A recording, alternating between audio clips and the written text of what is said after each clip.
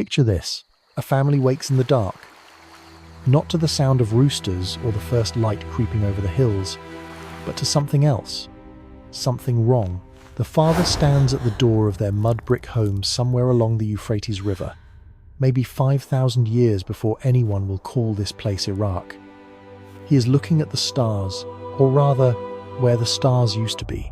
The horizon is gone, swallowed. His wife joins him, their children clinging to her robe, and together they watch the line between earth and sky disappear. The water is coming from everywhere at once, from the ground, bubbling up through cracks that were not there yesterday, from the sky, falling in sheets so thick you cannot see your hand in front of your face, from the distant mountains, where rivers that should be contained are spilling over their banks like wine from a cup that will not stop filling. They do not have words yet for what is happening. No one does, except it has. And here is the thing that should make your skin prickle, that should wake you up even if you came here hoping to fall asleep. That scene I just described, it happened 270 times in human memory, 270 different cultures, 270 different languages, 270 different gods watching from 270 different heavens, but always the same flood. Not similar floods, not kind of the same story, the exact same flood, with details so specific, so identical, that if you heard them without knowing where they came from, you would swear someone was copying someone else's homework. Except these cultures never met, never traded, never even knew the other existed. So how did a tribe in the Amazon basin tell the same story as islanders in Hawaii? How did Aboriginal Australians, isolated for 50,000 years, remember the same catastrophe as ancient Sumerians? How did the Mayans, the Hindus, the Norse, the Hopi all describe the same event, down to the same strange details, like birds being sent out to find dry land, like one family being warned by the divine, like animals being saved in pairs? Coincidence, you might say. Universal archetype, something hardwired into the human brain that makes us tell flood stories. Except the math does not work. Not even close. In 1918, a scholar named Sir James George Fraser collected every flood myth he could find from every culture around the world. He published them in a book that most people have never heard of, because what he found was so uncomfortable that academia kind of looked away. 270 distinct cultures, 270 flood traditions, and when another researcher, Alan Dundes, analysed them 70 years later in 1988, he found that the statistical probability of these stories developing independently was less than 0.001%, less than 1 in 1,000. That is not coincidence. That is memory. Tonight, we are going to explore what mainstream archaeology calls universal mythology, the idea that humans everywhere just naturally dream up the same stories because we share the same psychological templates. And we are also going to explore what a growing number of scientists, the ones who are willing to risk their careers, are starting to call universal memory. The idea that maybe, just maybe, these are not myths at all. The only history that survived. Because here is what keeps me up at night. And I mean that literally. I am going to be honest with you right from the start. I have spent 3 years trying to ignore this question. 3 years telling myself it is just mythology.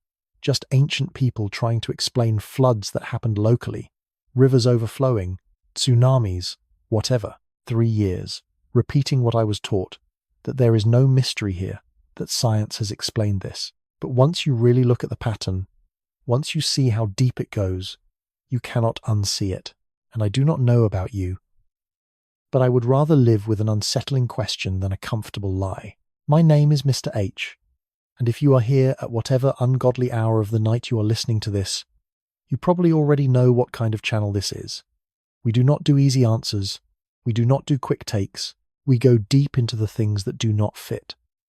The things that make you lie awake, wondering how you never noticed before. The mysteries that have been sitting in plain sight for thousands of years, while everyone was too busy, too tired, or too scared to ask the obvious question. Why do 270 cultures remember the same catastrophe? Not just any catastrophe, the catastrophe, the one that nearly ended everything, the day the world drowned. Now, if you are using this to fall asleep, perfect. That is exactly why I make these. We are going to start with the mystery, the urgency, the hook that gets your brain engaged.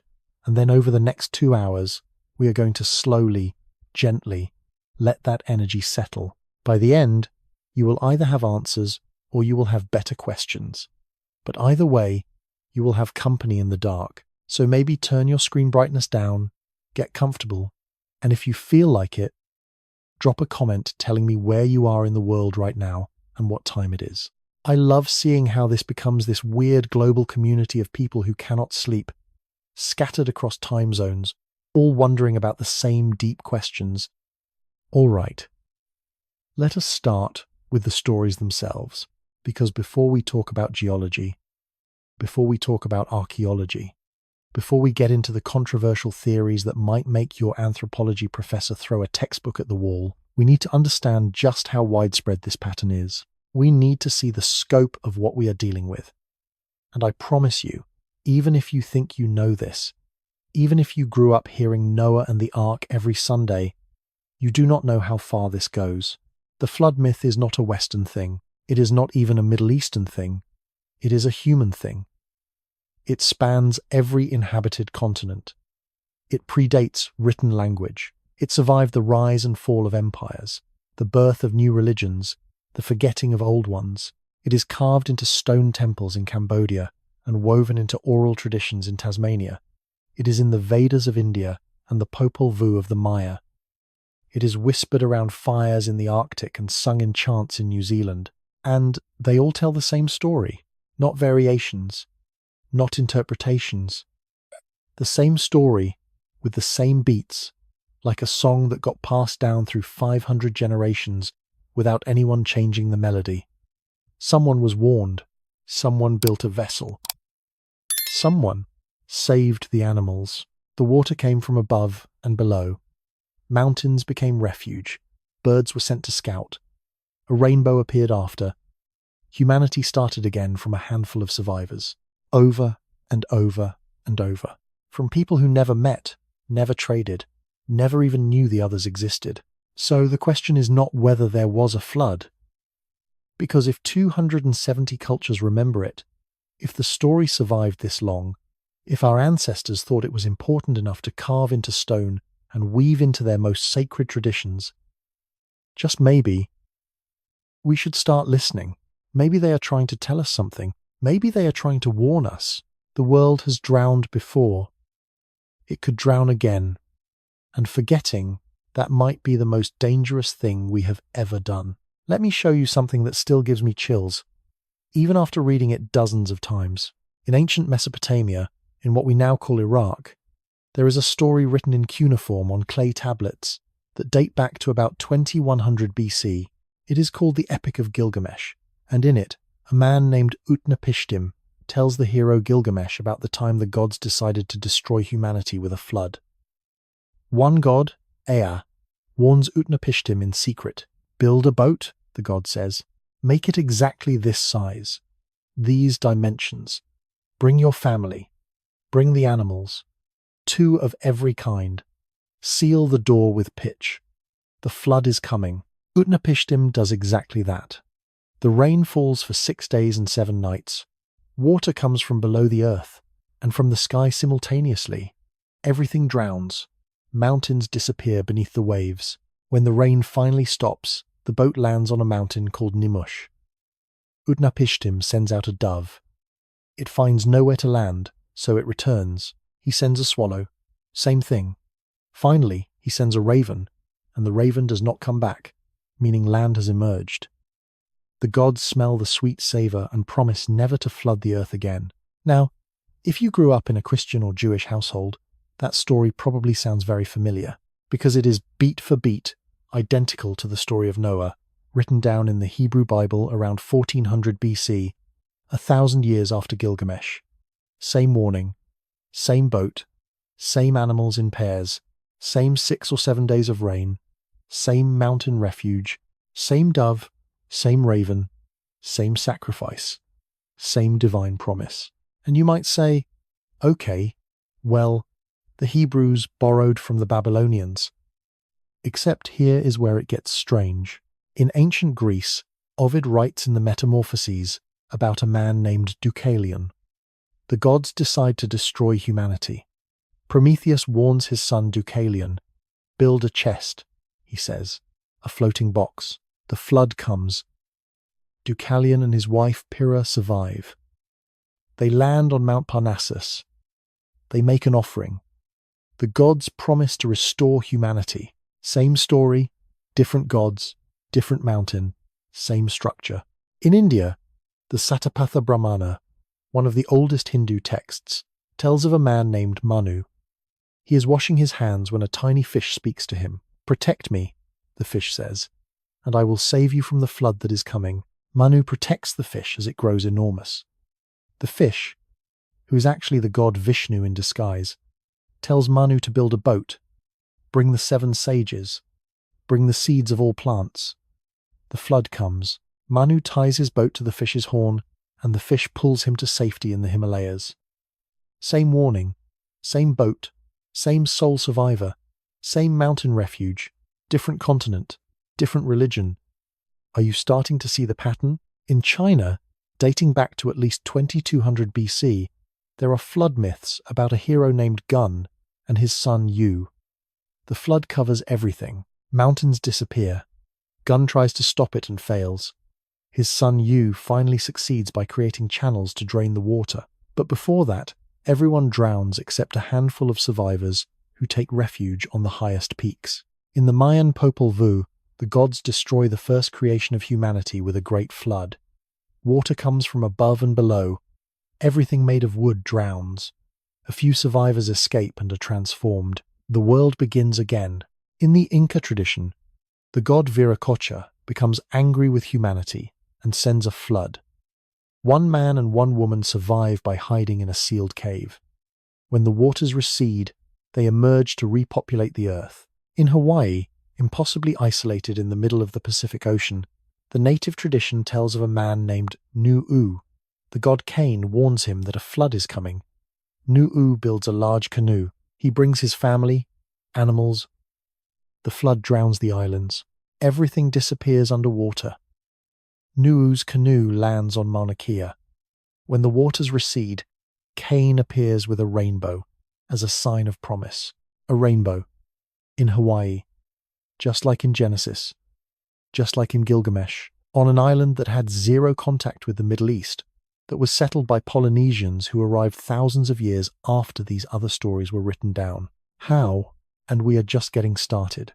Among the Native American tribes, there are at least 40 distinct flood traditions. The Hopi say water came from below and above, drowning the third world, and a chosen few escaped in reeds to start the fourth world. The Ojibwe tell of Nanabojo surviving a great flood on a raft with animals, sending out birds to find land. The Cherokee remember water covering the mountains, with only the highest peaks remaining visible. The Choctaw, the Cree, the Haida, the Tlingit all have flood stories, all share the same elements, all describe the same catastrophe. In Australia, this is where it gets really uncomfortable for the conventional explanation. The Aboriginal peoples have been genetically isolated for at least 50,000 years. 50,000. No contact with Asia, with Europe, with the Middle East, with anyone. And yet, across multiple Aboriginal nations, there are dreamtime stories of when the sea rose and drowned the world, when the waters came up over the land, when people fled to the mountains and only a few survived. The Gunwingu people tell of a great flood that covered the earth. The Kurnai people of southeast Australia remember when the sea rushed in and drowned the world. The Bundjalung people speak of a time when the ocean rose and swallowed the land. Same story. 50,000 years of isolation. No possible contact with Mesopotamia, or India, or Greece, or China, or Hawaii. And the details. Listen, the details are what haunt me. It is not just that everyone has a flood story. It is that the flood stories share impossibly specific elements. Elements that make no sense if these are just independent myths about local river flooding or tsunami memories. Let me list them for you. First, divine warning. In almost every version, One person or one family is warned ahead of time by a god, a spirit, an ancestor, or a talking animal. Not a general prophecy, a specific warning to a specific person. The flood is coming. You have been chosen. Second, a vessel for survival. Not just running to high ground. A boat, a raft, a chest, a canoe, a sealed vessel, something that floats, something constructed specifically for this purpose. Third, animals, saved deliberately, often in pairs, male and female. But the detail appears again and again across cultures that had completely different relationships with animals, different ecosystems, different species available, yet they all remembered. The animals were saved. Fourth, water from two directions. This one is crucial. The flood does not come from just rain or just the ocean rising. It comes from above and below simultaneously. The sky opens, the deep cracks open, water pours from both, springs burst from the ground, while rain falls from heaven. Fifth, mountains. The survivors always flee to mountains, or the boat lands on a mountain. Not hills, mountains, the highest points, as if the water was so deep that only the tallest peaks remained above the surface. And remember, if this was just about river flooding, you would not need mountains. Rivers flood plains. You would run to any high ground. But the stories specifically say mountains, and often name them Mount Ararat, Mount Nimush, Mount Parnassus, Mauna Kea, the Himalayas. Sixth, birds sent to scout for land. This detail is so specific it makes my skin crawl. After the flood, someone sends out a bird to see if land has emerged. Often multiple birds, often a dove first, then a raven, and the detail of the bird not returning, meaning it found land, appears in cultures separated by oceans and millennia. Why would independent myths all include this incredibly specific detail? It is not an obvious element. It is not archetypal. It is weirdly practical, like something someone actually did, and then everyone remembered because it worked. Seventh, a covenant or promise afterward. When the survivors emerge, there is some kind of divine promise that it will not happen again, often marked by a rainbow. The rainbow appears in the Hebrew Bible, in Hawaiian tradition, in some Native American versions, in scattered myths across the world. A rainbow, that specific meteorological phenomenon, as a sign of promise. Eighth, repopulation from survivors. Humanity starts again from one family, one group, a handful of people. We are all descended from those who made it through. This is not just a flood story, it is an origin story. It explains why we are here, now. Those 8 elements. A researcher named Dr. Aaron Smith did a statistical analysis in 2003, going through every flood myth in the anthropological record. He found that 95% of flood myths share at least 4 of those 8 structural elements. Most share 6 or 7. Many share all 8. He ran the probability analysis. What are the odds that these similarities happen by chance?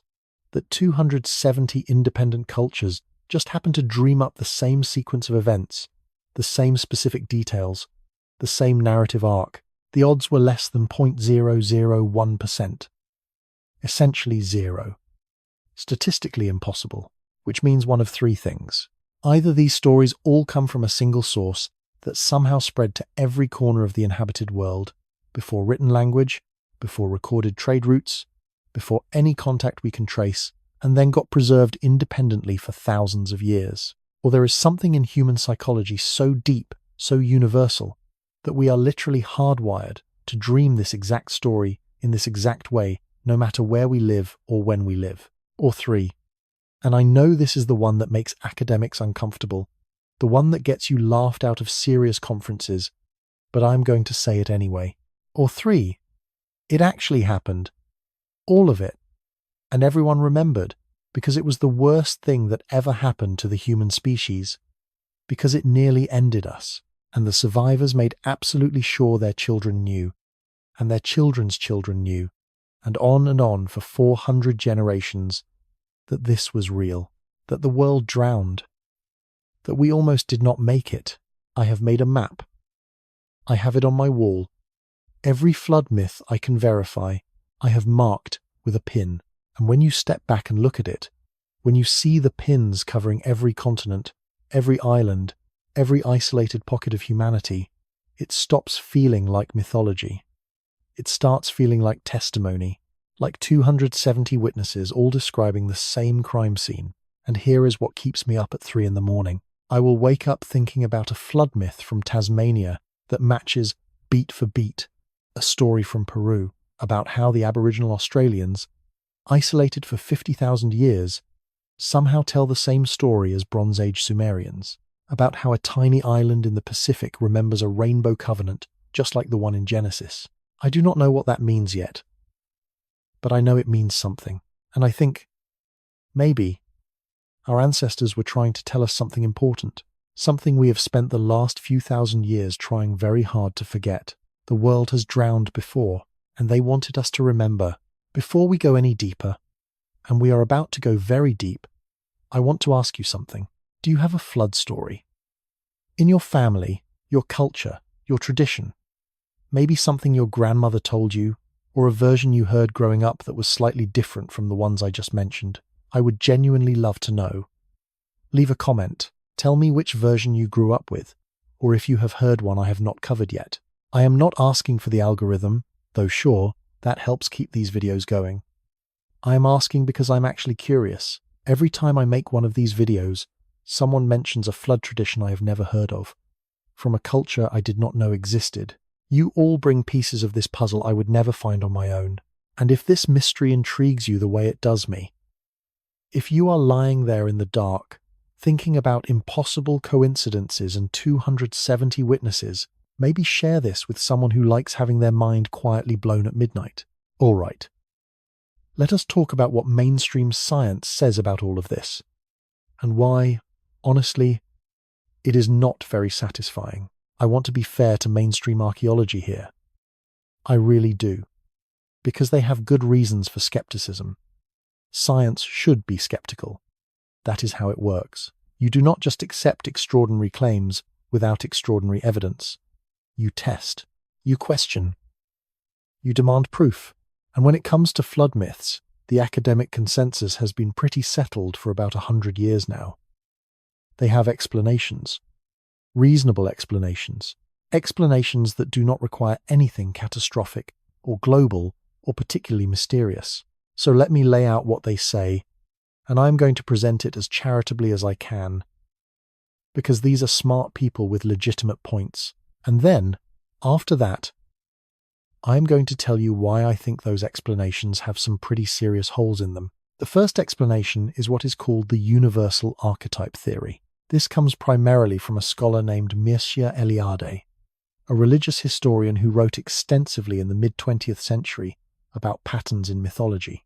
Eliade argued that certain stories appear in every culture because they represent fundamental human psychological experiences.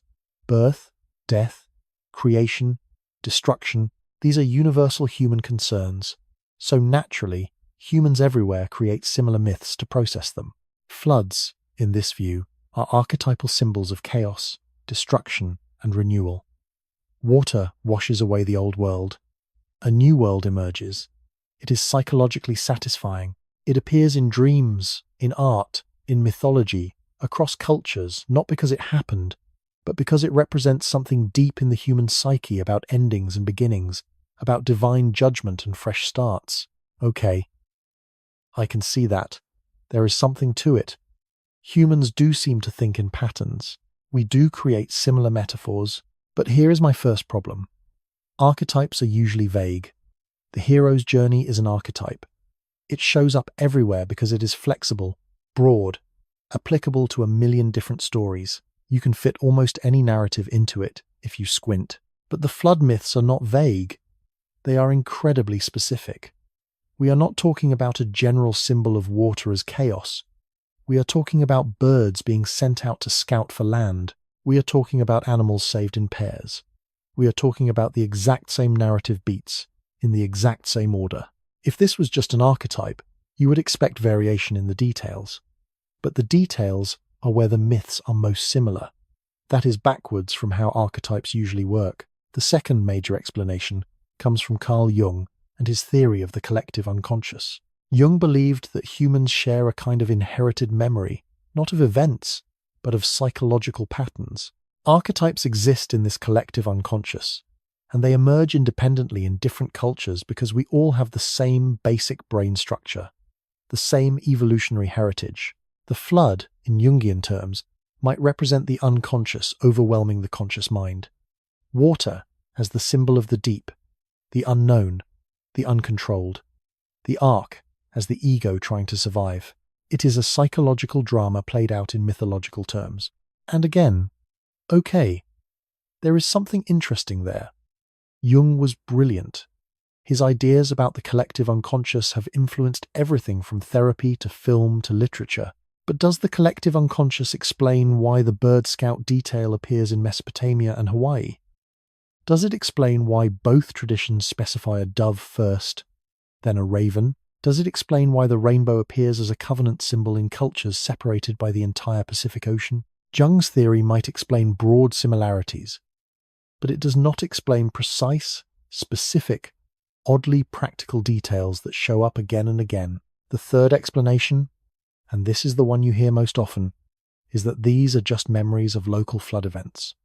Rivers flood, coastlines flood, tsunamis happen. Ancient people experienced these disasters. They traumatized the culture, and the stories got exaggerated over time. A bad flood on the Euphrates becomes, in the retelling, a flood that covered the whole world. A tsunami in the Pacific becomes a divine judgment that drowned everything. Add in some cultural diffusion, stories traveling along trade routes, getting borrowed and adapted, and you can explain why they are similar. The Noah story influenced the Greek story. The Mesopotamian story influenced the Hebrew story. It all traces back to a few real floods that got mythologized and then spread. This is the explanation I was taught in school. It is the safe answer, the one that does not require you to believe anything uncomfortable. And it works, kind of, if you do not look too closely. But when you start examining the actual evidence, it falls apart pretty quickly. Let me give you the first major problem. Australia. The Aboriginal peoples of Australia have been genetically isolated for at least 50,000 years. This is not speculation. This is hard genetic data. DNA evidence shows that after Aboriginal peoples reached Australia, there was essentially zero gene flow between them and the rest of humanity for 50 millennia. No trade with Asia. No contact with Polynesia until very recently. No possible way for stories to travel from Mesopotamia or India or anywhere else. And yet, Australian Aboriginal flood myths share the same structural elements as Middle Eastern flood myths written down 4,000 years ago. Water rising over the land, survivors fleeing to high ground, a few chosen people making it through while everything else drowns, the world beginning again from those survivors. If the flood myths spread through cultural diffusion, through trade and contact, how did they reach Australia? How did they penetrate 50,000 years of isolation? The dates do not work. The geography does not work. The genetics do not work. You cannot have it both ways. Either Aboriginal peoples had contact with Eurasia, which the DNA says they did not, or they independently developed an identical flood tradition, which the statistics say is virtually impossible. So which is it? The second problem is dating. When you actually look at when these myths originated, many of them predate any proposed contact between the cultures. The Aboriginal Dreamtime stories are tens of thousands of years old, preserved through oral tradition. Chinese flood myths date back to at least 2200 BC, before any known contact with Mesopotamia. Hawaiian traditions developed in complete isolation in the middle of the Pacific, arriving with Polynesians who left Southeast Asia long before the Epic of Gilgamesh was written. The timeline does not support cultural borrowing. It supports independent origin, which means either everyone came up with the same story separately against astronomical odds, or everyone is remembering the same event. The third problem, and this one bothers me a lot, is the mountain detail. If these myths are just about local river flooding or even coastal tsunamis, why do they all specify mountains? Why do survivors need to climb to the highest peaks? Why does the Ark land on a mountain? Rivers flood plains. You do not need a mountain to escape a river flood. Any hill works, any high ground. But the myths specifically, consistently, repeatedly mention mountains. Tall mountains. The highest points of land, as if the water was so deep that only mountain peaks remained above the surface. That is not a detail you get from a river overflowing. That is not even a detail you get from a tsunami. Tsunamis are devastating, but they do not cover mountains. They surge inland and recede. The flood myths describe sustained, deep, global inundation, water covering everything for weeks or months until it slowly recedes. Where does that detail come from if these are just exaggerated local events? The fourth problem is Jung's collective unconscious does not actually explain specific shared details. It might explain why humans create flood stories in general. Water is scary. Drowning is a primal fear. Fine. But why do the stories share the Bird Scout detail? That is not archetypal. That is practical. That is something someone actually did. Why do they share the covenant afterward? Why the rainbow specifically? Why the animals in pairs? These are not deep psychological symbols emerging from the unconscious. These are specific, concrete, narrative details that repeat across cultures with suspicious consistency. And here is where it gets uncomfortable for academics. Because there have been researchers who took the flood myth seriously, who actually investigated whether there was geological evidence for a catastrophic flood in human history, who asked the dangerous question, what if they are not myths? What if something really happened? And what happened to those researchers is instructive. Dr. Robert Ballard, you might know that name. He is the oceanographer who found the Titanic. In the late 1990s and early 2000s, Ballard got interested in flood myths. He started investigating underwater sites in the Black Sea, looking for evidence of catastrophic flooding. And he found it. Evidence of a massive, sudden inundation of the Black Sea region around 5500 BC, when the Mediterranean broke through and flooded what had been a freshwater lake, raising the level by hundreds of feet and drowning coastal settlements. Ballard proposed this might be the origin of the Noah story and other Near Eastern flood myths. Real event, real catastrophe, real memory. And you know what happened? He was told, quietly, by colleagues, that pursuing this line of research would hurt his career. That flood myth research was not serious science, that he should stick to shipwrecks and leave archaeology to archaeologists. Robert Ballard, the man who found the Titanic. That tells you something about the intellectual climate around this question. Or consider Graham Hancock, who we will talk about more later. Regardless of what you think of his conclusions, the man did serious research into flood myths and catastrophism. He compiled the evidence. He asked the questions. He was ridiculed, called a pseudoscientist, lumped in with ancient alien theorists and conspiracy cranks. Maybe he is wrong. Maybe his conclusions do not hold up. It was intellectual gatekeeping. It was do not ask that question. It was stay in your lane, and that bothers me. Because science is supposed to follow the evidence wherever it leads. Science is supposed to welcome inconvenient questions. Science is supposed to say, I do not know more often than it says that is ridiculous. But when it comes to flood myths, when it comes to the possibility that something catastrophic happened in human prehistory, something our ancestors remembered and tried desperately to preserve, the mainstream response has been to dismiss, to minimize, to explain away, not to investigate. To explain away. And I think that is telling. Look, I am not saying the mainstream explanations are completely wrong. Cultural diffusion happens. Archetypes exist. Local floods certainly influence some of these stories. But as a complete explanation for why 270 independent cultures share the same specific narrative with the same specific details, including cultures isolated for 50,000 years, it does not add up. It does not explain the pattern. It does not account for the evidence. And when the explanation does not fit the facts, maybe, just maybe, it is time to look for a better explanation.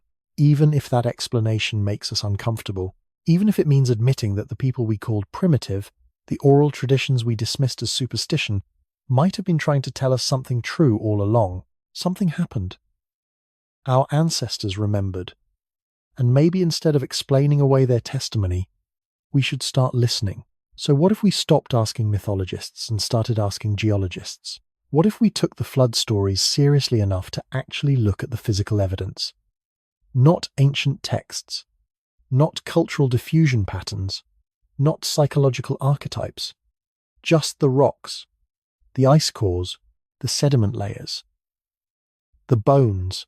What does the Earth itself remember? Turns out, quite a lot, and it tells a story that should terrify us. There is a period in Earth's recent history that geologists call the Younger Dryas. The name comes from an Arctic wildflower called Dryas octopetala that suddenly shows up in European sediment layers from this period, indicating a rapid return to Ice Age conditions. It lasted from about 12,800 years ago to 11,600 years ago. 1,200 years of sudden, dramatic climate chaos wedged right in the middle of the planet warming up after the last Ice Age. And when I say sudden, I mean sudden in a way that should not be possible according to everything we thought we knew about how climate works. Ice core data from Greenland, specifically the GISP2 project, that drilled 2 miles down into the ice sheet, shows that temperatures in the North Atlantic region dropped by 15 degrees Celsius in less than a decade. Some estimates say it happened in as little as 3 years. 15 degrees. To put that in perspective, the entire Industrial Revolution, all of our carbon emissions, everything we have done to warm the planet over the past 150 years has raised global temperatures by about 1 degree Celsius. We are panicking about 1 degree. The Younger Dryas dropped temperatures by 15 degrees in the span of a single human lifetime. And then, 1,200 years later, it reversed. The planet warmed back up just as fast. 10 degrees in a decade. Ice cores show it clearly. One layer, frozen tundra. Next layer, temperate forest. For decades, geologists could not explain it. Climate does not work that way. Climate changes gradually, over thousands of years, following predictable cycles driven by orbital mechanics and solar variation. It does not suddenly plunge into an ice age and then snap back like a rubber band, unless something hit us. In 2007, a team of researchers led by Richard Firestone published a paper that sent shockwaves through the geological community.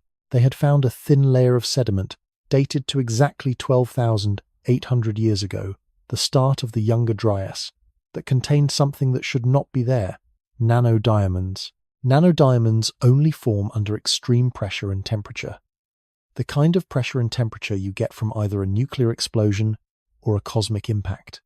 And they found them everywhere, not just in one location, across 4 continents: North America, Europe, Asia, South America. A thin black layer of sediment marking the Younger Dryas boundary, and in it, millions of tiny diamonds formed in an instant of unimaginable heat. The hypothesis they proposed was simple and devastating. A comet or asteroid, probably a fragmented one, multiple pieces, struck Earth 12,800 years ago. The impacts triggered massive wildfires. You can see the carbon layer in the sediment. They vaporized ice sheets, sending unimaginable amounts of meltwater into the oceans. They threw debris into the atmosphere, blocking the sun, triggering the temperature collapse. And the flood myths? The 270 stories about the world drowning? They would be memories of that day. The day the sky caught fire, and the ice turned to water, and the oceans rose, and everything nearly ended. Now, I need to be honest with you.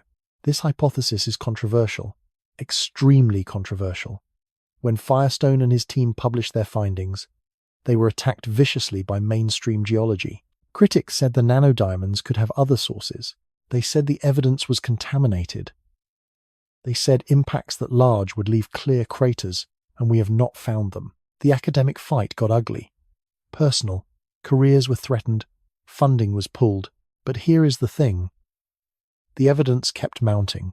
In 2013, a team from Harvard led by Mikhail Petaev found a platinum spike in the Greenland ice cores at exactly the Younger Dryas boundary. Platinum is rare on Earth's surface, but common in asteroids and comets. A sudden spike means extraterrestrial material falling from the sky. In 2018, Kenneth Tankersley at the University of Cincinnati found iridium anomalies at Younger Dryas boundary sites across North America. Iridium, like platinum, is rare on Earth, but common in space rocks. It is the same element that marks the asteroid impact that killed the dinosaurs 66 million years ago. The evidence is there. It is measurable. It is reproducible. Multiple teams, multiple continents, multiple independent lines of research, all pointing to the same conclusion. Something from space hit Earth 12,800 years ago, and the effects were catastrophic. Let me tell you about Meltwater Pulse 1a. This is not controversial. This is settled science. About 14,000 years ago, right in the middle of the last ice age thawing, sea levels suddenly rose by approximately 60 feet in less than 500 years. 60 feet. That is the height of a 5-story building. Imagine the ocean rising that much in your lifetime. In your children's lifetime, coastal communities drowned, river valleys flooded, entire landscapes disappeared underwater. And this was global. Every coastline on Earth experienced this. The archaeological evidence shows it. Underwater ruins off the coast of India, Japan, the Mediterranean, the Caribbean, structures that were built on dry land that are now 40, 50, 60 feet below the surface. The conventional explanation for Meltwater Pulse 1a is that the ice sheets melted gradually and the water accumulated until it suddenly released. But that does not explain the speed. Ice does not melt that fast naturally. It needs a trigger, an energy source. An impact would provide that energy. Multiple impacts on or near the ice sheets would vaporize millions of tons of ice instantly, sending a wall of water into the oceans. And the timing lines up. Meltwater Pulse 1a happens right in the middle of the Younger Dryas period, right when the impact evidence appears. Now let me take you to eastern Washington state, the channeled scablands.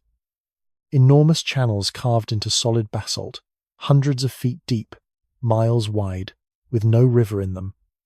Giant ripples in the landscape, each one the size of a house, frozen in stone. For decades, geologists could not explain them. The landscape looked like it had been scoured by unimaginable volumes of water moving at catastrophic speeds. But where did the water come from? There is no river system that could do that, no rainfall that could carve basalt. A geologist named J. Harlan Bretz proposed in the 1920s that the scablands were formed by a catastrophic megaflood, a sudden, violent release of water that carved the landscape in days, maybe hours. He calculated the volume of water required, 500 cubic miles. Moving at 60 miles per hour, a wall of water taller than a skyscraper racing across Washington state, ripping up everything in its path.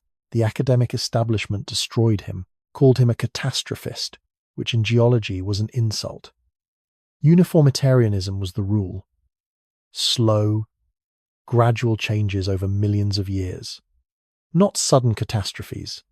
That was unscientific. That was biblical thinking. Brett spent 40 years being ridiculed. 40 years watching his career suffer because he dared to suggest the evidence of his own eyes, that the landscape showed catastrophic flooding, and then, in the 1960s, satellite imagery became available, and from space you could see it clearly. Lake Missoula. When the ice dam broke, the entire lake, 500 cubic miles of water, drained in less than 2 days. The water raced across Washington, carving the scablands exactly as Bretz had described. They gave him the Penrose Medal, geology's highest honor, in 1979. He was 96 years old. He had been right for 50 years, and they had mocked him for it. But here is what they did not ask. What broke the ice dam? Lake Missoula drained at the end of the Younger Dryas, right when temperatures were spiking back up, right when something was pumping massive amounts of energy into the climate system. And Lake Missoula was not the only one.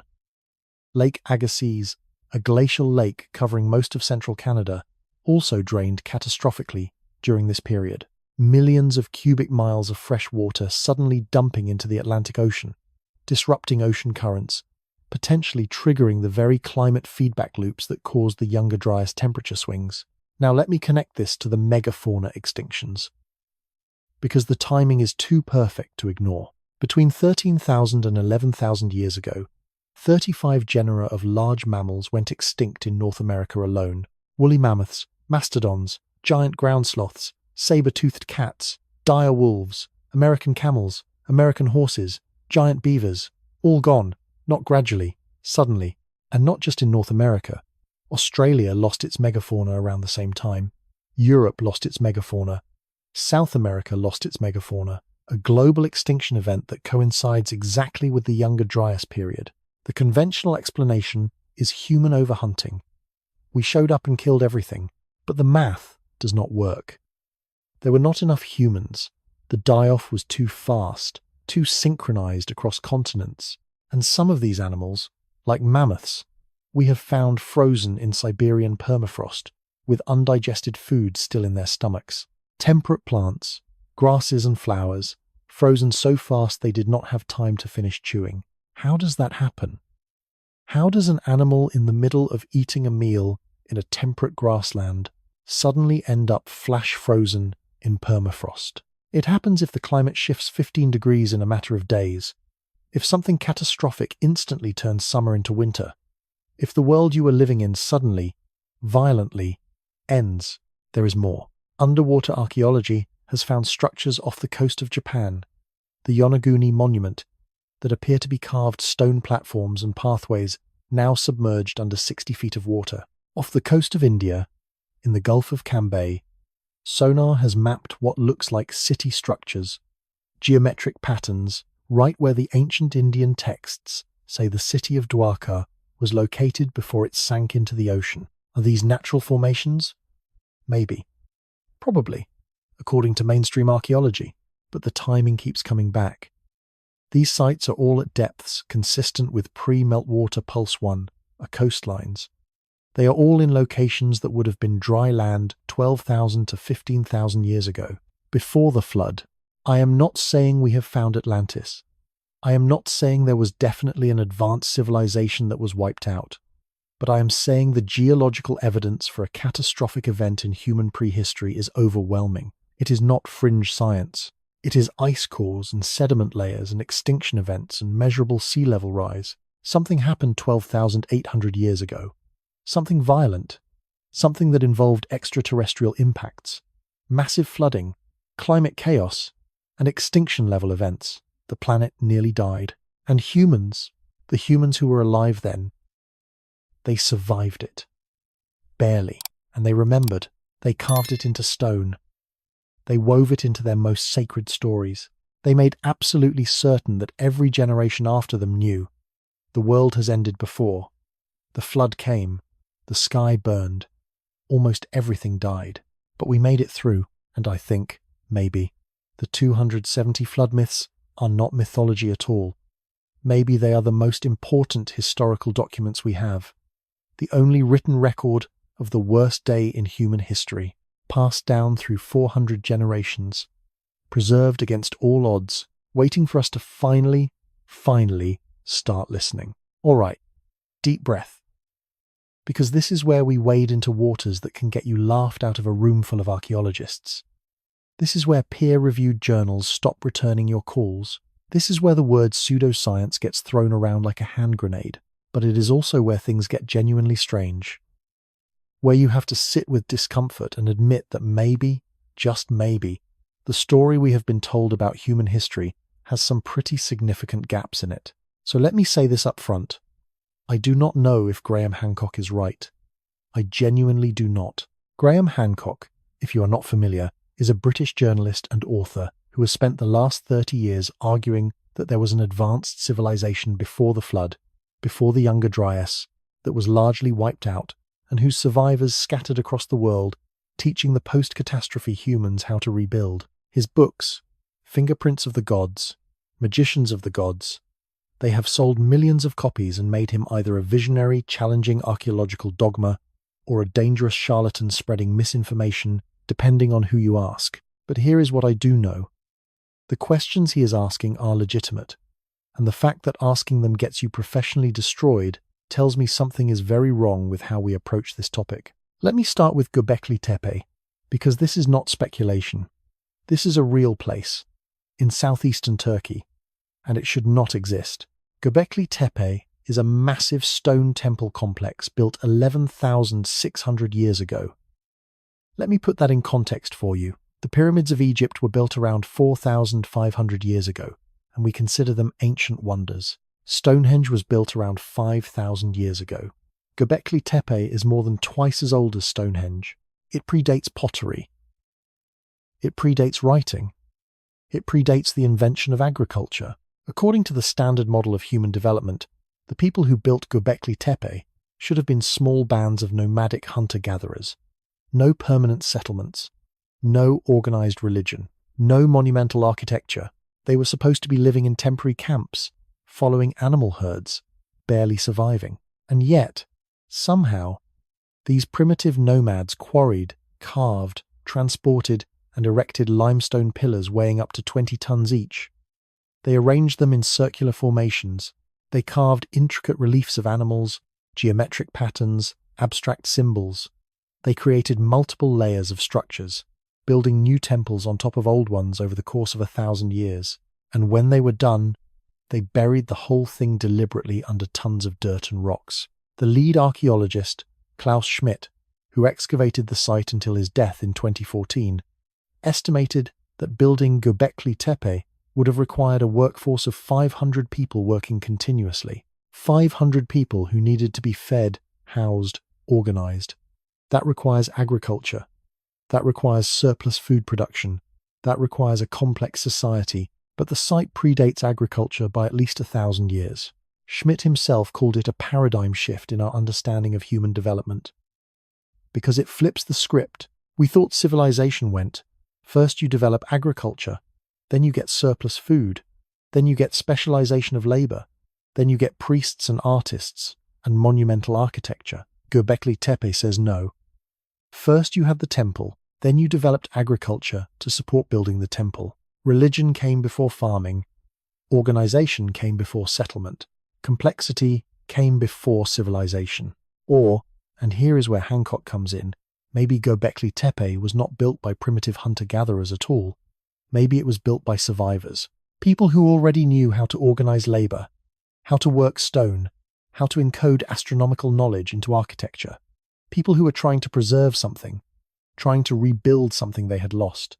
I do not know, but when I look at the precision of the carvings, the sophistication of the layout, the sheer ambition of the project, it is hard for me to believe this was humanity's first attempt at monumental construction. It looks like the work of people who already knew what they were doing. And Göbekli Tepe is not alone. Let me tell you about Pumapunku in Bolivia. It is part of a larger complex called Tiwanaku, and the dating is contentious. Estimates range from 2,000 to 17,000 years old, depending on who you ask and what method they use. But regardless of age, the stonework is absurd.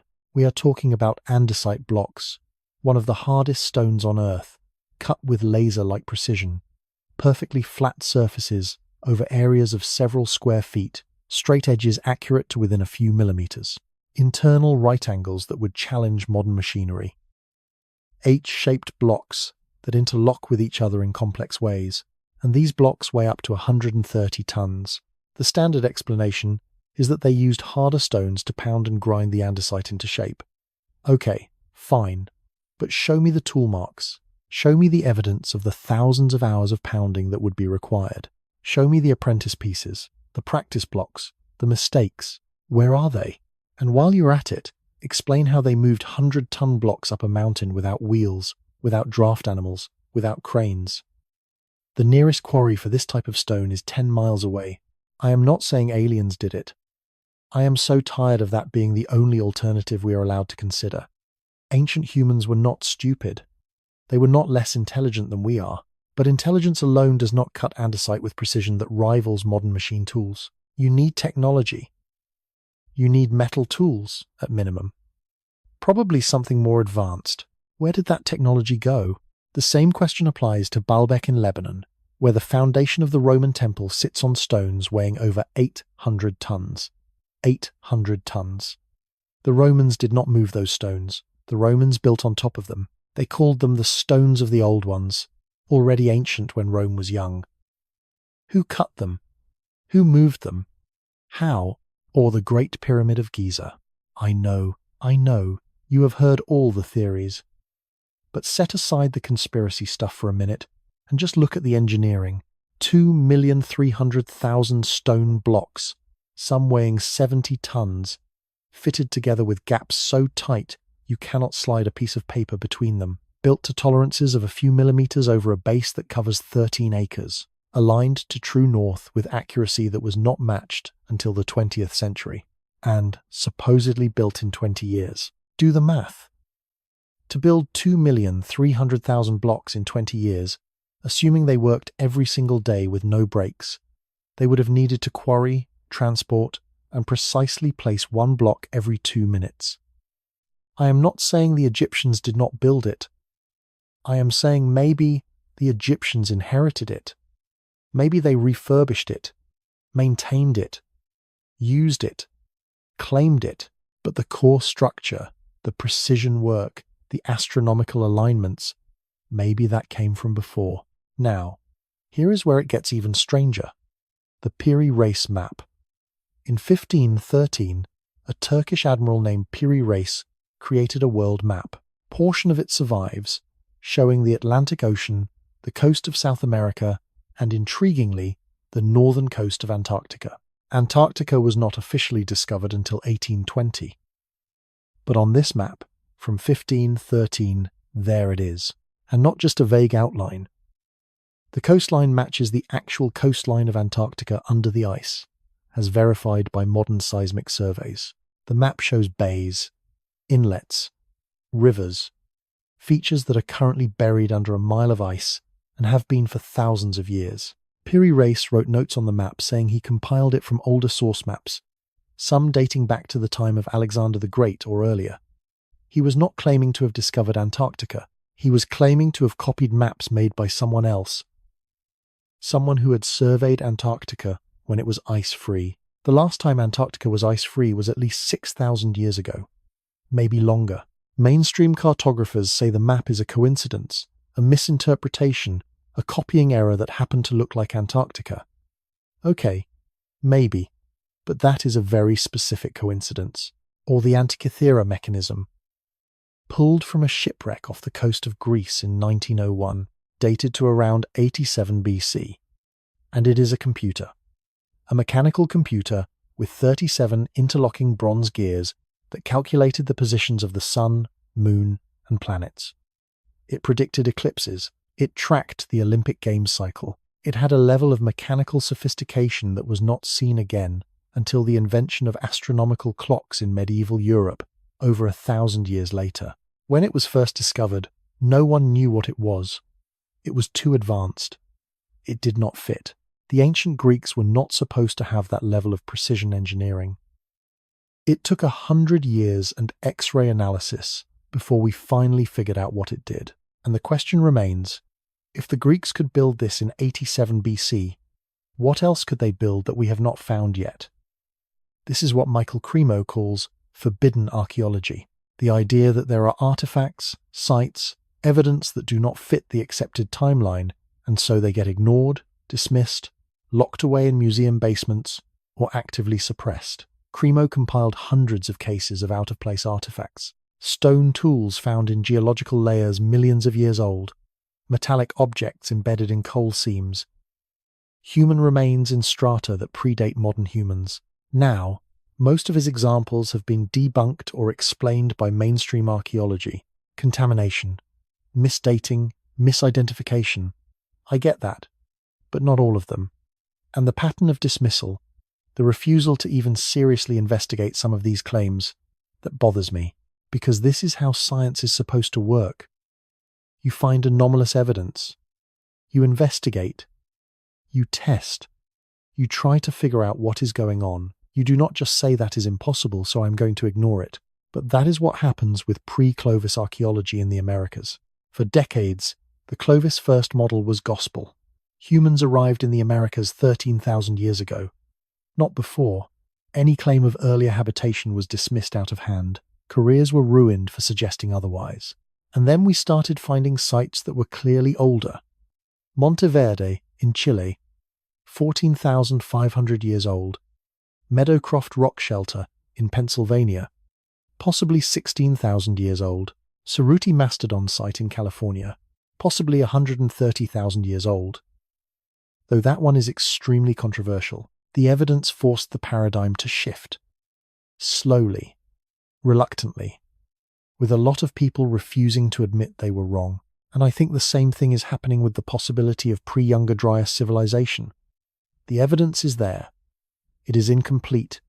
It is fragmentary. It is open to interpretation. And instead of investigating it seriously, mainstream archaeology has decided to ridicule anyone who asks the question. Graham Hancock gets called a pseudoscientist. But read his books. He cites his sources. He visits the sites. He talks to the archaeologists, the ones willing to talk to him anyway. He presents evidence and asks, how do we explain this? And maybe his conclusion is wrong. Maybe there was no advanced pre-flood civilization. Maybe Göbekli Tepe really was built by hunter-gatherers having their first go at architecture, and they just happened to nail it. Maybe the precision stonework at Pumapunku was achieved with stone hammers and infinite patience. Maybe the Piri race map is a fluke, but maybe not. And I think we owe it to ourselves. We owe it to the truth, to at least ask the question honestly, without the mockery, without the professional destruction, without the knee-jerk dismissal, because here is the thing that keeps me up at night. If there was a civilization before, if the flood wiped it out, what did we lose? What knowledge, what technology, what understanding of the world did they have that we are now having to rediscover from scratch? And more importantly, what did they know about catastrophes that we have forgotten? What warnings were they trying to leave us? Maybe the flood myths are not just history. Maybe they are prophecy. Maybe our ancestors were trying to tell us, this has happened before. It will happen again. And forgetting is the most dangerous thing you can do. I do not have answers. I genuinely do not. And I know that between primitive hunter-gatherers stumbling through the Stone Age and Atlantean super-civilization with flying cars, there is a lot of middle ground we have not seriously explored. Maybe we were further along than we think. Maybe we lost more than we know. Maybe the people who survived the flood were not starting from zero. Maybe they were trying desperately to preserve what they could, to pass down what they remembered. And maybe, just maybe, we should stop dismissing their testimony and start listening, because the world has ended before, and it might end again. And the only thing standing between us and total amnesia is the stories we choose to remember, the stories we choose to believe. Let me slow down for a moment, because we have been talking about statistics and geology and controversial archaeology, and somewhere in all of that, I think we have lost sight of something important. These are not just data points. These are not just myths or cultural artifacts or evidence for a hypothesis. These are stories about people. Real people. People who watched their world end. People who survived when everyone else drowned. People who spent the rest of their lives making absolutely certain their children would remember. And the stories themselves, when you actually sit with them, when you read the actual texts instead of summaries, they are beautiful, heartbreaking, profound. They are literature. They are poetry. They are some of the oldest surviving human writing, and they deserve to be heard as such. So let me read you something. This is from the Epic of Gilgamesh, the Mesopotamian version, written in cuneiform on clay tablets 4,000 years ago. Utnapishtim is telling Gilgamesh about the flood, and this is how he describes the moment the rain stopped. For 6 days and 6 nights the winds blew. Torrent and tempest and flood overwhelmed the world. When the 7th day dawned, the storm from the south subsided. The sea grew calm. The flood was stilled. I looked at the face of the world, and there was silence. All mankind was turned to clay. All mankind was turned to clay. Listen to that line. The simplicity of it. The weight. This is someone who understands loss, who understands poetry, who knows how to make you feel the enormity of what happened in 7 words. All mankind was turned to clay. Utnapishtim opens the hatch of his boat and falls to his knees weeping because everyone he has ever known is dead.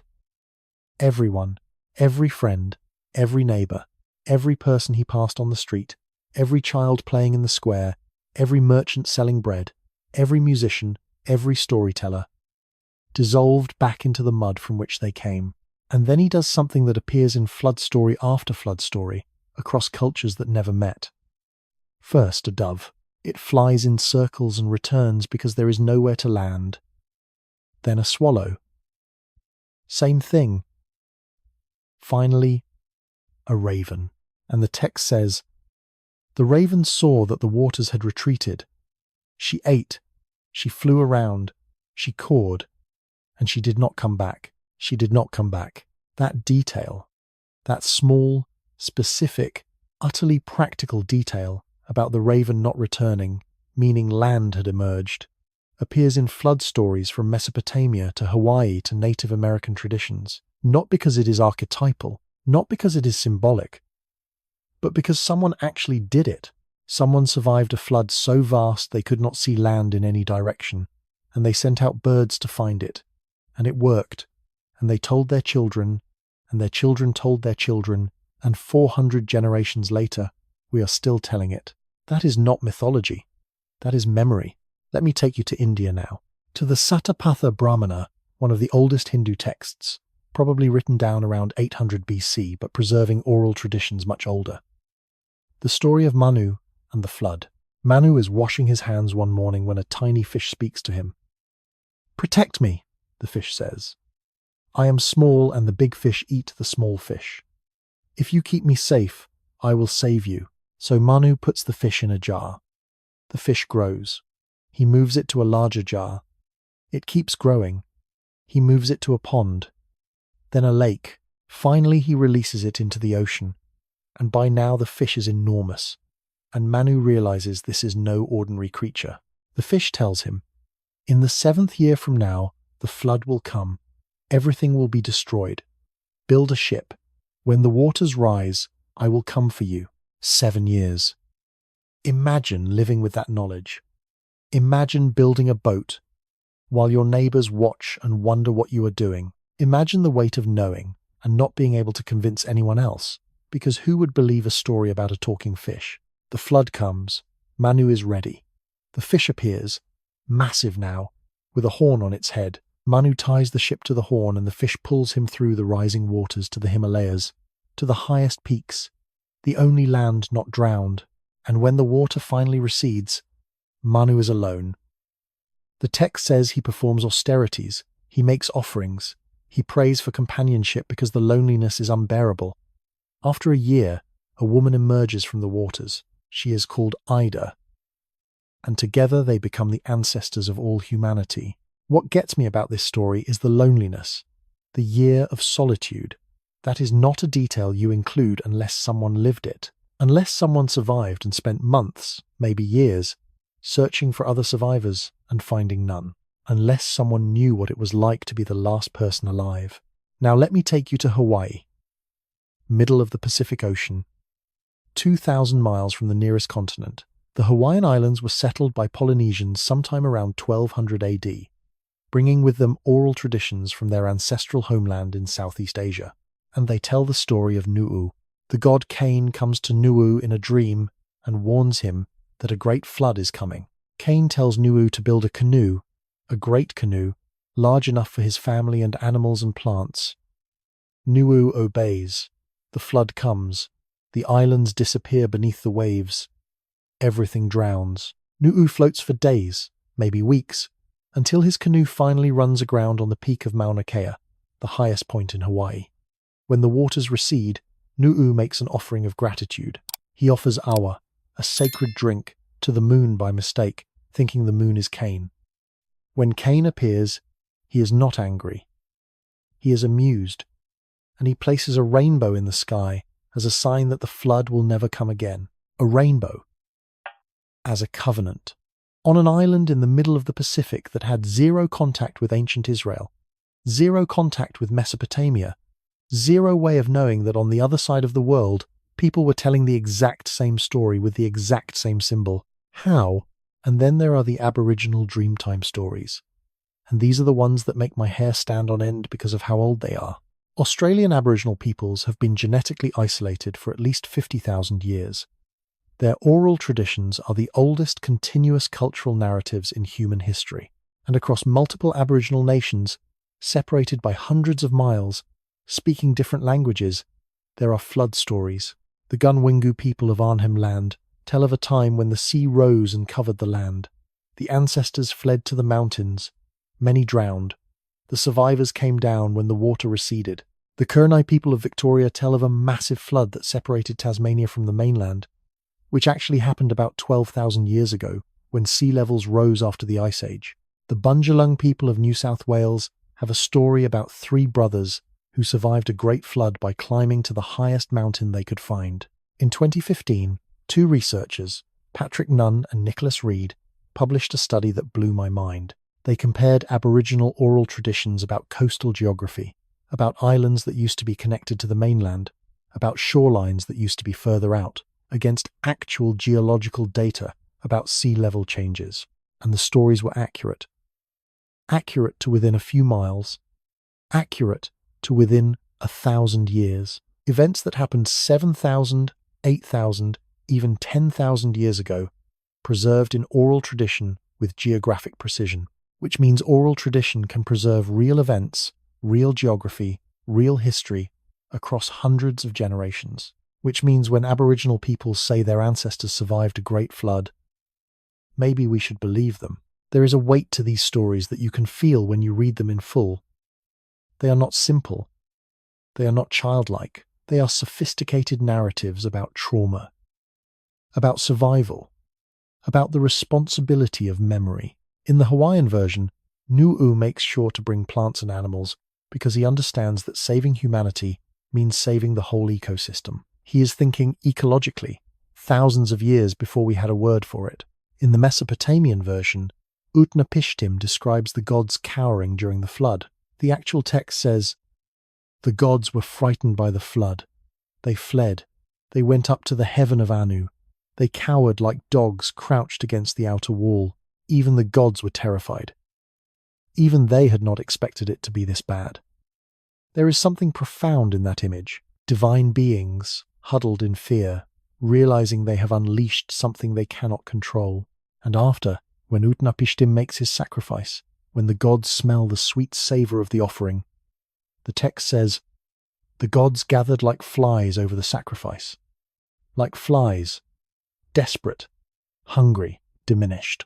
The flood humbled everyone, even heaven. These are not the stories primitive people tell. These are the stories traumatized people tell. People who lived through something so terrible it rewrote their understanding of existence. People who needed their descendants to know the world is fragile. The gods are not always in control. Survival is a gift, not a guarantee. Pay attention. Remember, this happened once. It could happen again. I think about the first grandmother who told one of these stories to her grandchildren. Maybe she was old by then, maybe in her 60s or 70s, ancient by prehistoric standards. Maybe she was one of the last people alive who actually remembered the before times, who remembered the world as it was before the flood. And she sits with her grandchildren by the fire, and she tells them about the day the sky caught fire, about the water rising from everywhere at once, about the boat her father built, about the animals they saved, about the mountain where they sheltered, about the months of waiting for the water to recede, about the bodies, God, the bodies floating everywhere, about coming down from the mountain to find everything gone, everyone gone, and having to start over from nothing. And she makes them promise. Promise me you will tell your children. Promise me you will never let them forget. Promise me this story survives. And it did, for 400 generations. Across ice ages and empires and migrations and wars and the invention of writing and the fall of civilizations and the rise of new ones, the story survived. Because memory is sacred. Survival is sacred. And forgetting might be the most dangerous thing humans can do. These people were not superstitious primitives making up stories to explain thunder. They were survivors bearing witness. They were historians without writing, preserving truth the only way they could. They were poets and prophets and mourners and warnings carved in language and passed down through blood. And maybe, just maybe, we should honor that. We should read these stories not as mythology, but as testimony, as the only record we have of the worst day in human history, the day the world drowned, and a handful of people, for reasons they could not fully explain, for reasons they attributed to divine favor or dumb luck or right living. We are here because of them, because they survived, because they remembered, because they refused to let the story die. and I think that is worth holding on to tonight. As you lie there in the dark, wherever you are, whatever time it is, you are the product of an unbroken chain of survival, stretching back to people who watched the world end and chose to go on anyway. You are here because someone, 12,000 years ago, got in a boat. And that is kind of beautiful, is it not? But here is the question that mainstream science keeps coming back to. The objection that seems reasonable on its face. Can oral tradition really preserve accurate information for 12,000 years? 400 generations? 500? Can a story pass from grandmother to grandchild to great-grandchild, on and on through the centuries, through migrations and wars and famines and dark ages, and still retain truth? Most academics say no, absolutely not. It changes with each telling. Details get added, removed, exaggerated. What starts as a local flood becomes a global catastrophe. What starts as a bad storm becomes divine judgment. By the time you get to the 100th generation, you have mythology, not history. And for a long time, that seemed reasonable to me too. It makes sense. Except we were wrong. Completely wrong. And the evidence that we were wrong has been sitting in front of us for decades. And we just were not listening. Because we were not listening to the people who actually maintain oral traditions. We were assuming they worked like our game of telephone, like casual gossip, like rumors spreading through a schoolyard. We were measuring their knowledge systems against our broken ones and finding them wanting. We never stopped to ask, what if they are better at this than we are? In 2015, two researchers, Patrick Nunn and Nicholas Reed, published a study in the journal Australian Geographer that should have changed everything. They looked at Aboriginal oral traditions about coastal geography, stories about islands that used to be connected to the mainland, stories about shorelines being in different places, stories about the sea rising and drowning the land, and they compared those stories to geological data, actual measurements of sea level change, of land subsidence, of when various islands separated from the Australian continent. The stories were accurate, not kind of accurate, not vaguely accurate. Accurate to within a few kilometers and a few centuries, events that happened 7,000 years ago, preserved in oral tradition, describing real geographic changes that we can verify with modern science. One example, the Yurganidji people of Queensland tell a story about a time when Green Island, which is now offshore, was connected to the mainland by a sandspit. You could walk there, and then the sea rose and cut it off. Geological surveys confirm this. Green Island was connected to the mainland by a land bridge until about 7,500 years ago, when post-Ice Age sea level rise flooded the connection. 7,500 years, 250 generations, and the story is accurate. The Narunga people of South Australia tell of a time when Spencer Gulf and Gulf Street Vincent were dry land, fertile valleys where people lived. Then the sea came in and drowned the valleys, creating the gulfs. Geology confirms it. Those gulfs were dry land during the last ice age. They flooded about 10,000 years ago as sea levels rose. 10,000 years. And they remembered. How? Or let me tell you about Crater Lake in Oregon. It is a collapsed volcanic caldera, achingly beautiful, filled with impossibly blue water. Mount Mazama erupted catastrophically 7,700 years ago, one of the largest eruptions in North American history. The mountain collapsed, forming the crater, which eventually filled with water. The Klamath tribes of the region have an oral tradition about this event. They tell of a battle between Lau, the spirit of the below world who lived in Mount Mazama, and Skell. The battle was so violent that Lau's mountain collapsed. Fire fell from the sky. Darkness covered the land. The people fled. For over a century, geologists dismissed this as mythology. A creative story to explain the odd geography. Then they started actually analyzing the geological record in detail. The eruption date, 7,600 years ago. The description in the oral tradition, fire falling from the sky, check. Darkness covering the land from ash, check. Mountain collapsing, check. People needing to flee, check. Because the eruption was violent enough to devastate everything within 50 miles. The Klamath tribes preserved an accurate account of a volcanic eruption for 7,700 years, and we called it mythology. or the Cascadia Subduction Zone earthquake of January 26, 1700. A magnitude 9 earthquake off the coast of the Pacific Northwest, triggering a tsunami that hit Japan.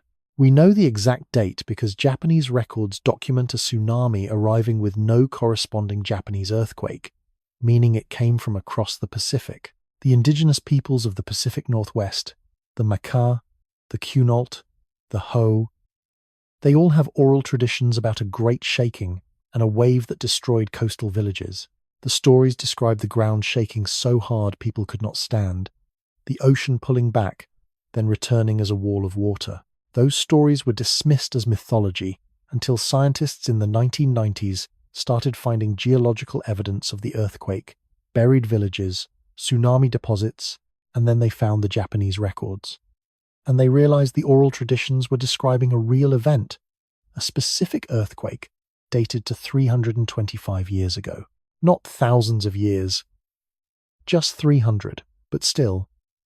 It was preserved accurately enough that when scientists finally started paying attention, they realized the indigenous peoples had been telling them the truth all along. We just had not been listening. So how do they do it? How do oral cultures preserve information with this kind of accuracy across centuries, across millennia? Lynn Kelly, an Australian researcher, spent years studying the memory techniques of oral cultures, and what she found is that we have been thinking about it all wrong. We imagine oral tradition as someone casually telling a story around a campfire, changing details here and there, improvising, entertaining. But that is not how it works. Not for sacred knowledge, not for the important stuff. Oral cultures use sophisticated memory systems, songlines in Australia, where every geographic feature is encoded into a song, and the song is the map. And changing the song means getting lost, means dying in the desert. So the song does not change. It cannot change.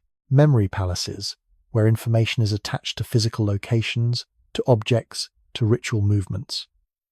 The knowledge is not just recited, it is performed, embodied, walked through the landscape, and consequences. In many oral cultures, if you forget the sacred knowledge, if you get it wrong, there are social consequences. You cannot teach the next generation. The culture builds in error correction through social pressure, through repetition, through testing. It is not casual. It is rigorous, more rigorous in many ways than written tradition. Oral tradition lives in people. It survives as long as the people survive and take it seriously. And they took the flood stories seriously, deadly seriously, because forgetting meant it could happen again and no one would be ready. There is another piece of evidence here, and it comes from genetics.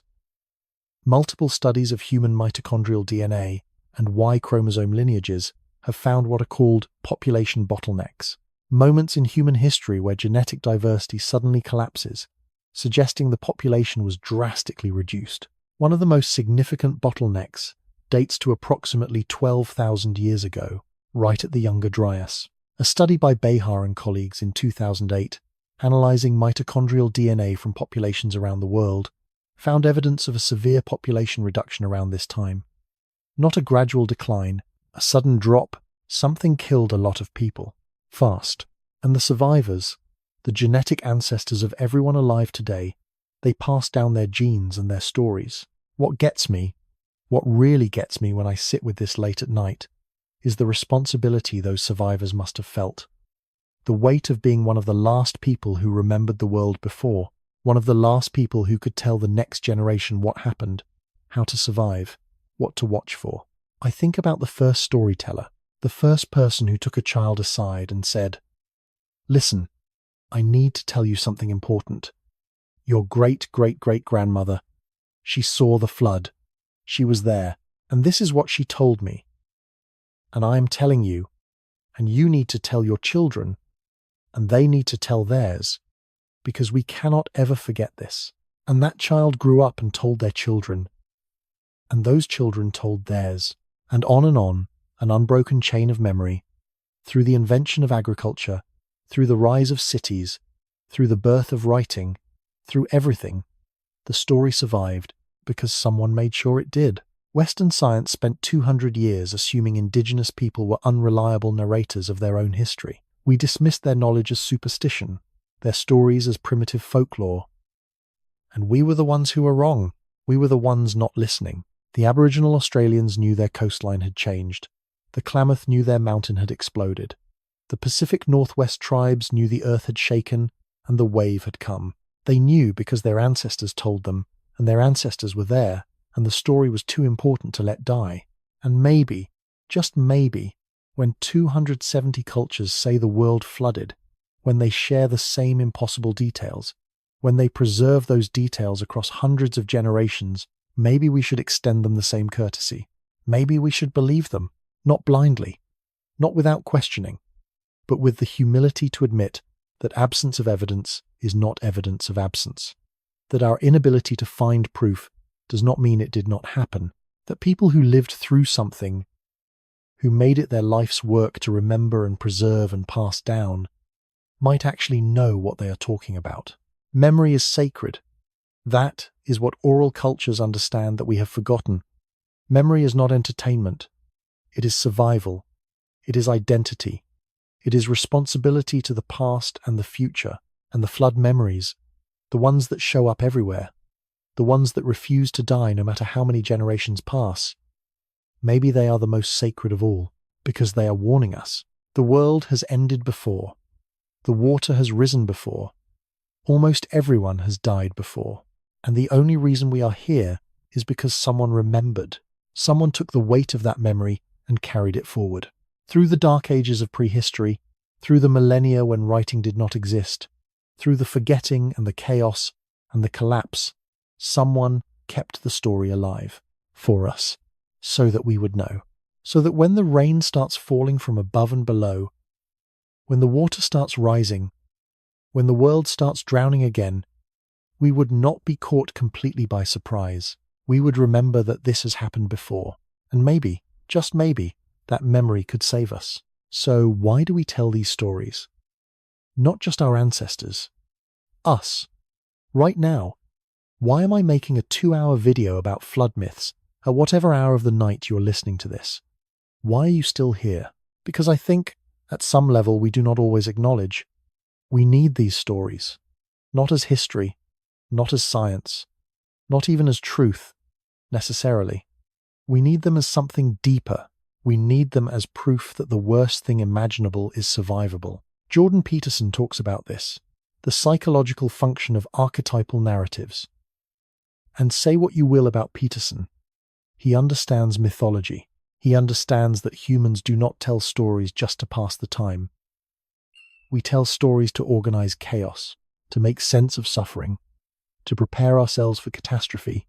The flood story, at its core, is the ultimate chaos versus order narrative. Every structure, every certainty, every assumption about how the world works, drowned. Complete dissolution, total annihilation, chaos wins. But then, and this is the crucial part, this is why the story survives, order returns. Not the old order, that is gone, but new order, rebuilt order. The survivors climb down from the mountain, they plant seeds, they have children, they make covenants with the divine. They start again, and that structure, that arc from order to chaos to new order, that is psychologically essential, because life brings chaos. Not global floods maybe, but cancer diagnoses and financial collapse and divorce and death and 1,000 small drownings that feel, in the moment, like the end of everything. And the flood myths whisper, you can survive the end of everything. People have. Your ancestors did. The world drowned, and they made it through, and so can you. There is comfort in that pattern, deep comfort. The kind that bypasses your rational mind and speaks to something older, something that has been listening to stories around fires for 100,000 years. Every version of the flood myth includes the same elements of hope. The righteous are preserved. The covenant comes after. The promise that it will not happen again, or at least that there is meaning in survival. The rainbow appears in so many versions, and I do not think that is coincidence or cultural diffusion. I think the rainbow is the perfect symbol because it appears after the storm. It requires both sun and rain. It is beautiful and temporary, and it marks the transition from chaos back to order. And humans need that. We need to believe that after the flood, after the chaos, after the worst day, there is a rainbow. There is renewal. There is a reason to keep going. But here is what I think we have lost in modernity, and it worries me. We have lost the cultural memory of catastrophe. We have lost the humility that comes from knowing the world is fragile. For most of human history, people lived with the constant awareness that everything could end. Famine could come, plague could come, invaders could come, the river could flood, the mountain could explode.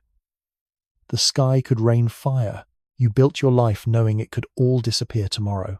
And that awareness, that humility before nature and fate and the gods, it shaped how you lived. You did not take abundance for granted. You prepared. You stored food. You maintained relationships because you might need help surviving. You told stories about catastrophe so your children would be ready. We do not do that anymore. We live in climate-controlled houses with grocery stores full of food shipped from around the world. We turn on taps and water comes out. We flip switches and lights come on. We have built a world so stable, so insulated from natural disaster, that we have forgotten disaster is possible. And then we act surprised when the hurricane hits, when the wildfire spreads, when the pandemic arrives. We act like these things are unprecedented, unimaginable.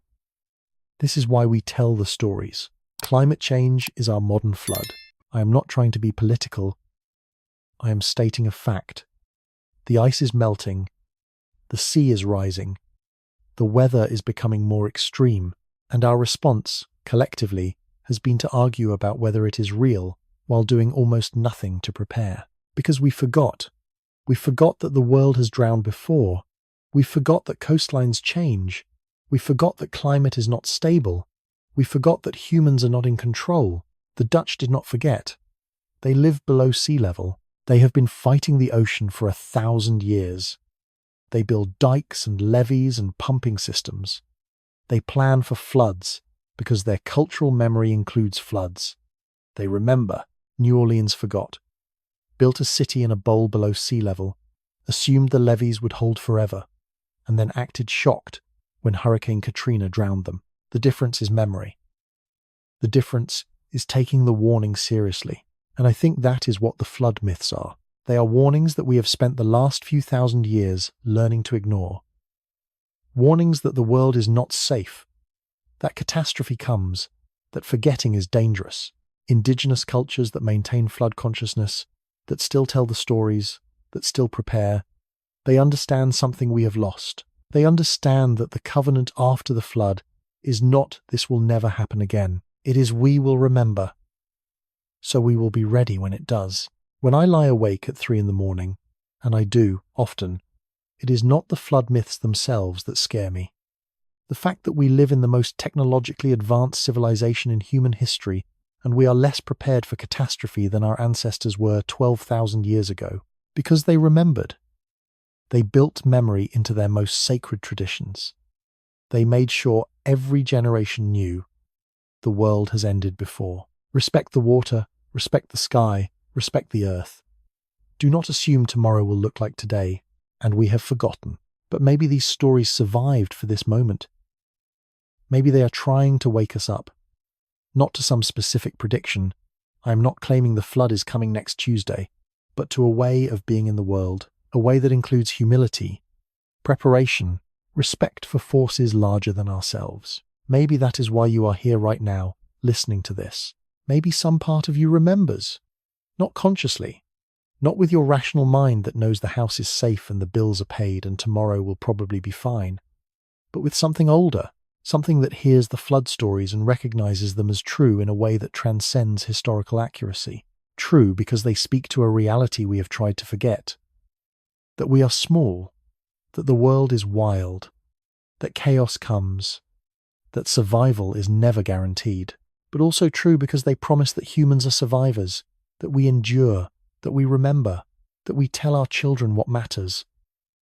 That when the water rises, some of us will climb to the mountains. Some of us will build boats. Some of us will make it through. And on the other side, after the chaos, we will start again. We will plant seeds. We will have children. We will look for the rainbow. We will make meaning from survival. That is the gift of the flood myths. Not certainty, not answers, but the knowledge that our ancestors faced the end of the world and chose to go on anyway, chose to rebuild, chose to hope, and if they could do it, maybe so can we. Whatever floods you are facing, whatever is drowning you right now, whatever chaos has swallowed the world you knew, the stories whisper, this is survivable. People have been here before. You are not alone. 270 cultures across 12,000 years, all saying the same thing. The flood comes, but it also ends. And after, there is land. There is life. There is the possibility of beginning again. Hold on to that tonight. As you drift towards sleep, as you let go of the questions that have no answers, as you release the need to understand everything, the flood stories are not asking you to solve anything. They are asking you to remember, to carry forward, to trust that survival is possible even when everything seems lost. Your ancestors did it. Through floods and ice ages and plagues and wars and 1,000 catastrophes we do not even have names for anymore. They survived. They remembered. They passed the story down. And that is why you are here. That is why any of us are here. We are the children of survivors, all the way back. An unbroken line of people who faced the worst and kept going. And maybe that is enough. Maybe you do not need to have all the answers. Maybe you just need to remember that you come from people who survived the flood. And so will you. Whatever flood you are facing, that is what the stories promise. Not that the water will not rise, but that when it does, you will find your mountain. You will build your boat. You will send out your birds. And when the rain stops, you will begin again. Here is the thing I have learned after 3 years of digging into this mystery. After reading hundreds of flood myths, after studying the geological evidence, after staying up way too late, connecting dots that may or may not actually connect, I still do not know what happened, and I have made peace with that. There are questions I cannot answer. Questions maybe no one can answer, and I used to think that meant I had failed somehow, that if I just read one more paper, talked to one more archaeologist, found one more piece of evidence, it would all click into place and I would understand. But maybe living with the question is the point. So let me lay out what we still do not know. What remains mysterious? What keeps this from being a closed case? Was there one flood or many? Did a single catastrophic event 12,000 years ago create all 270 myths?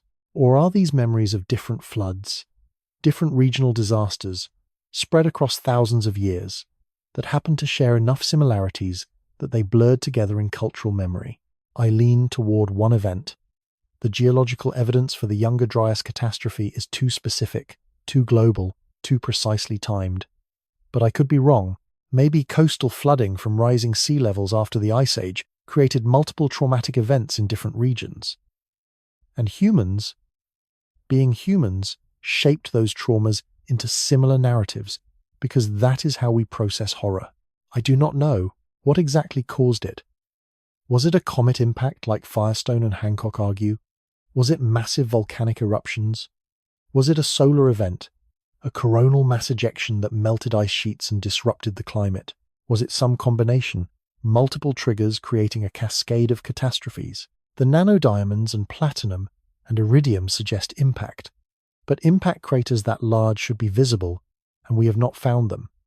Maybe they hit the ice sheets, and the evidence melted away. Maybe they hit the ocean.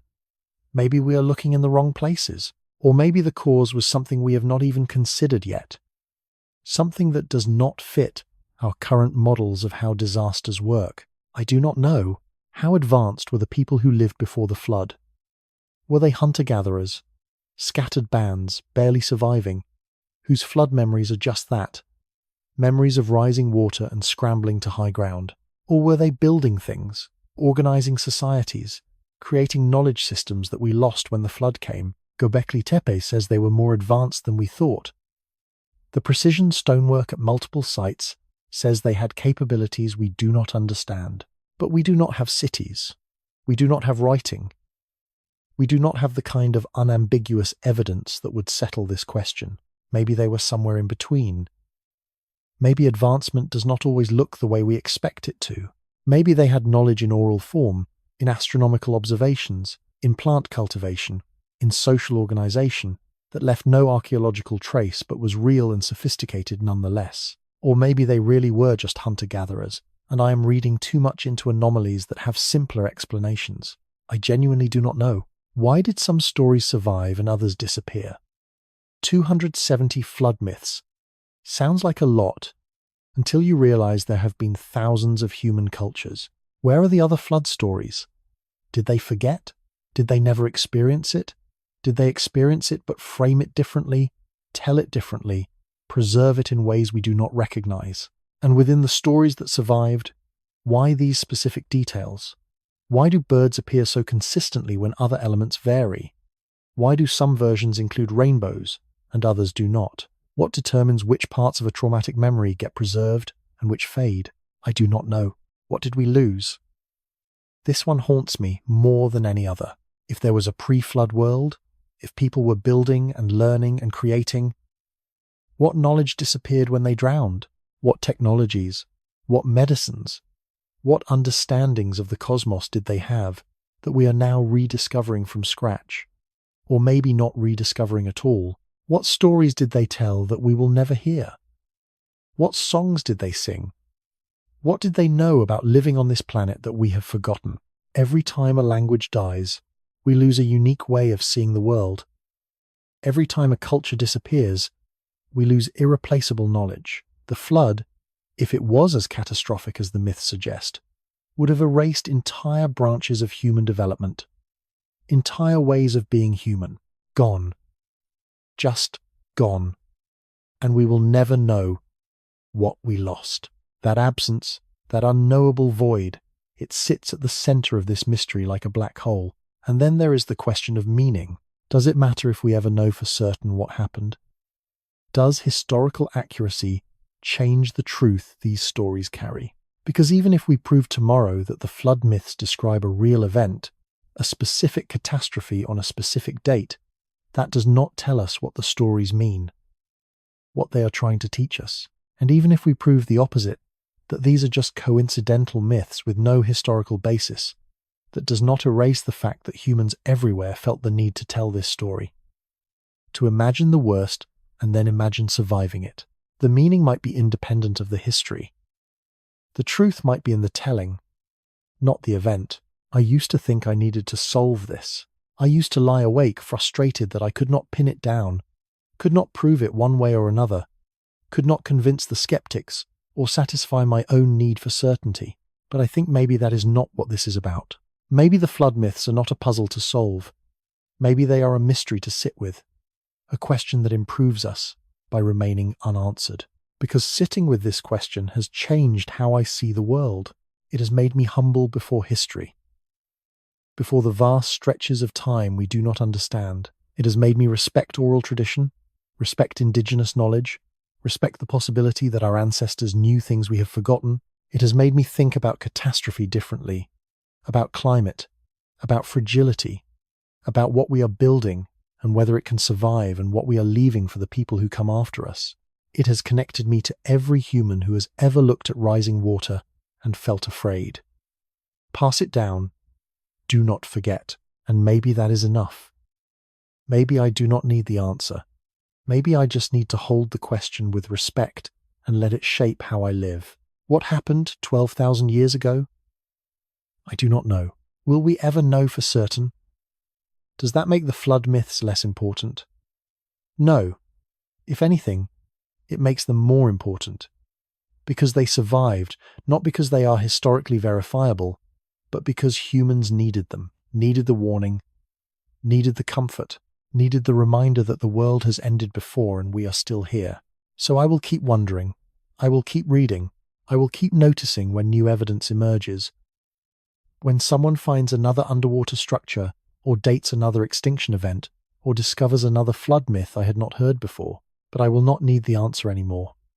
I will just sit with the mystery, with the knowledge that some questions are bigger than answers, that some truths live in the space between knowing and not knowing.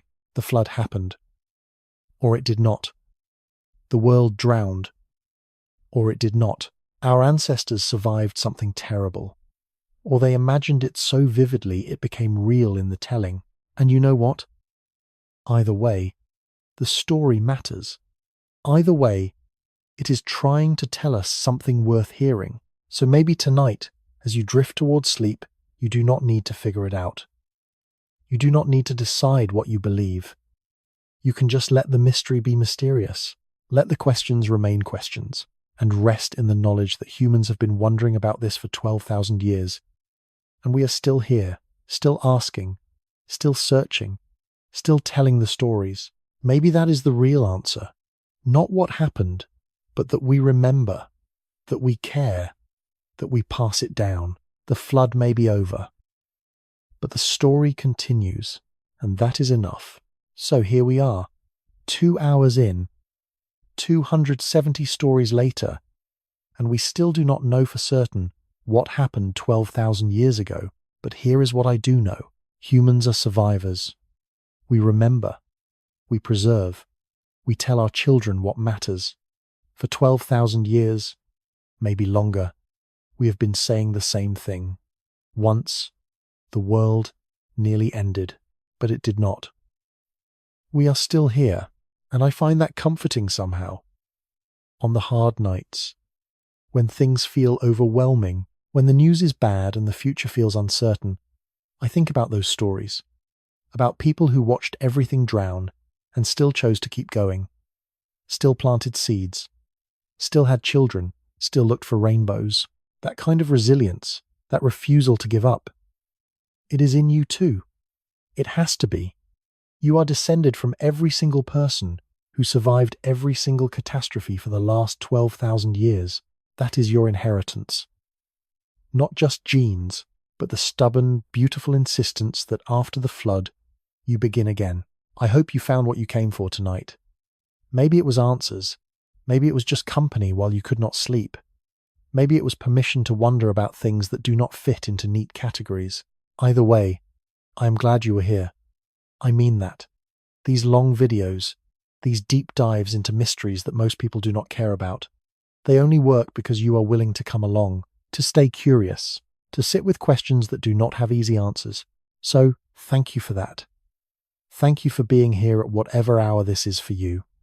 Thank you for your patience with my tangents and my uncertainties and my inability to give you a clean conclusion. The flood myths do not have clean conclusions either. They end with beginnings, with survivors stepping onto dry land, with seeds being planted, with the promise that life goes on. And I think that is what I want to leave you with tonight. Not certainty about what happened, not proof of lost civilizations or cosmic catastrophes, just the simple, profound truth that the flood is over. It has been over for 12,000 years. The water receded. Life returned. And here you are, safe in your bed, in a world that survived everything. Wars and plagues and ice ages and impacts and rising seas and falling empires. All of it. And we are still here. You can rest now. You can let this go. The mysteries will still be here tomorrow if you want them. The questions will wait. But tonight, you do not have to carry them. You do not have to figure anything out. You do not have to solve the puzzle, or choose what to believe or decide who is right. You can just be still. Like the water, after. When the storm has passed and the surface goes smooth and everything settles, that is what you deserve. Stillness. Rest. The quiet after the chaos. Somewhere right now, a grandmother is telling her grandchild about the flood. In some language I do not speak. In some country I have never been to. The story continues. It always continues. But you do not have to stay awake for it. Your job is done. You listened. You wondered. You held the mystery for a little while. Now you can set it down. Sleep well. Let the questions drift away. Let your mind go quiet. You are safe. The world is still here. The flood is over. And tomorrow, if you want, you can wonder again. But tonight, just rest. You have earned it. Good night.